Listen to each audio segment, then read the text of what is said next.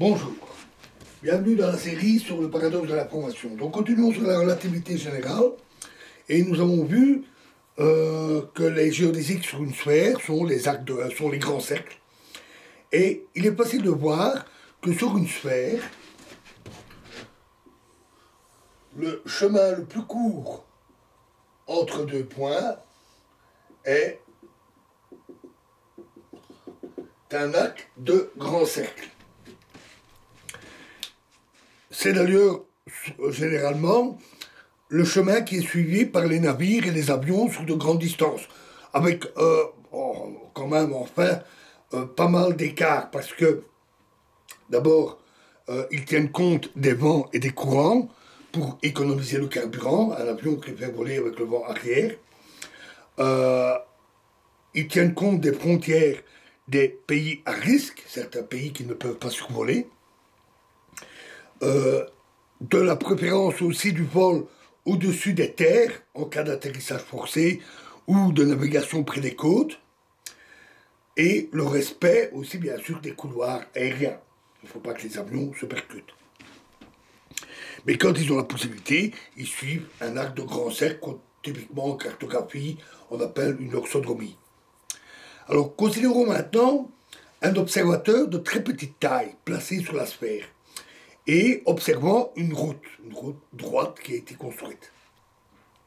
Par exemple, une fourmi, ou même un être humain en général, tant qu'on ne regarde pas trop loin vers l'horizon, on raisonne localement. Le sol, macadamisé, paraît bien plat, et la route bien droite.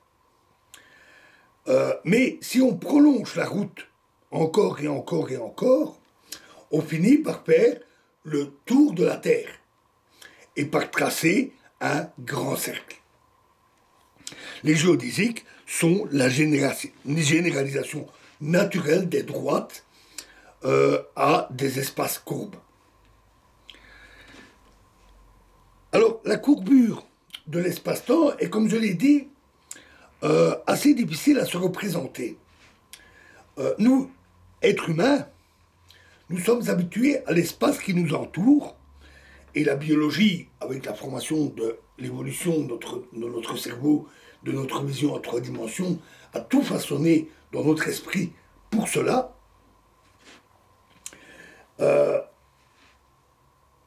Et l'espace qui nous entoure au quotidien se représente avec une très bonne approximation par un espace euclidien. C'est l'espace habituel, sans courbure, et avec la géométrie qu'on apprend à l'école depuis d'ailleurs environ 2000 ans, depuis Euclide.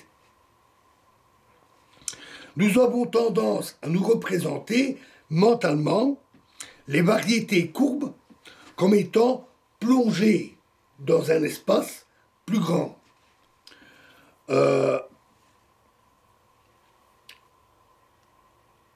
Ou en tout cas plongées dans l'espace ordinaire, car ou tout espace avec plus de dimensions que la variété. Par exemple, une courbe tracée sur une feuille ou sur un tableau. Ou un ballon ou un cylindre posé sur une table devant nous. Et la sphère, le ballon, on sait que c'est sa surface, la sphère, mais on voit le ballon avec un intérieur et un extérieur, parce qu'il est plongé dans l'espace ordinaire.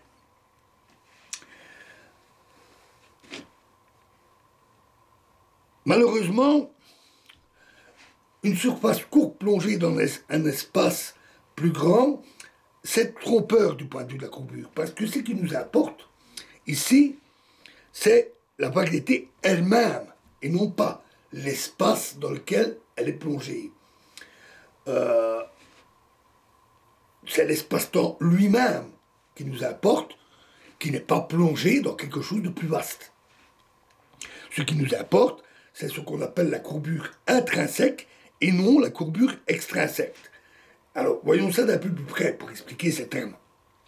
Considérons une ligne droite graduée. Une simple ligne graduée, 1, 2, 3, 4, 5. Si on tord cette ligne, sans l'étirer, sans la contracter, par exemple avec une ficelle ou un mètre ruban qu'on roulerait sur une table, alors on obtient quelque chose comme ceci.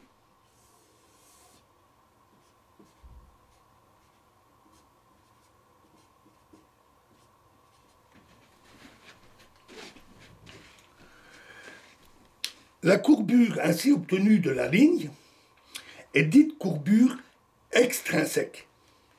Elle est liée non pas à la ligne elle-même, qui n'a pas été affectée en réalité, elle n'a pas été étirée, n'a pas été contractée, mais elle est due à son parcours dans l'espace où on l'a plongée, où on l'a dessinée.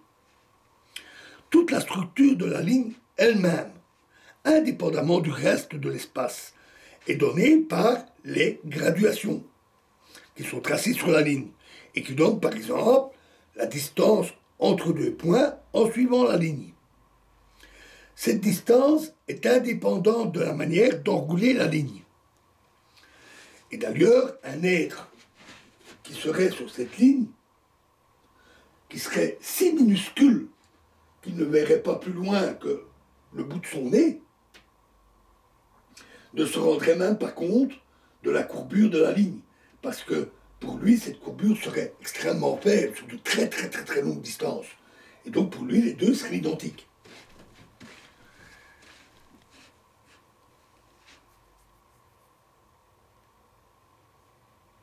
Cette distance est indépendante de la manière d'enrouler la ligne. Tant qu'on ne déforme pas, on n'étire pas la ligne. On dit que la ligne n'a pas de courbure intrinsèque, propre à elle-même. Elle est de ce point de vue équivalente à une droite.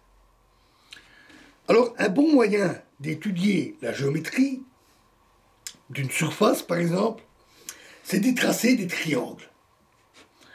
On peut cartographier toute une carte en la remplissant de triangles.